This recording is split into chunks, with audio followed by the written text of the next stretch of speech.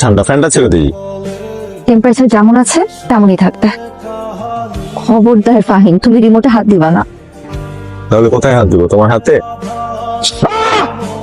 কি করলো এটা? বেশ করেছি। শোনো, খেতে খেতে তোমাদের একটা কথা বলি। জি বাবা। স্বামী স্ত্রীর মধ্যে যদি কোনো ঝামেলা হয়, এটা হয়, যদি কখনো ঝামেলা হয় তাহলে নিজেরা নিজেরা সেটা মিটিয়ে ফেলবে, কখনো বাইরের কাউকে ভেতর আসতে দেবে না। জি বাবা। এবার ভাবছিলাম সবসময় তো বাবা আর দীপার জন্য শপিং করেছি, এই প্রথমবার তোমার মা বাবার জন্য শপিং করব। আমাদের পরিবারটা বড় হয়েছে না।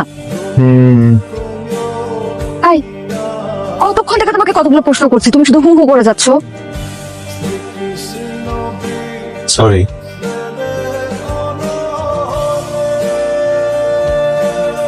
বললাম তো সরি।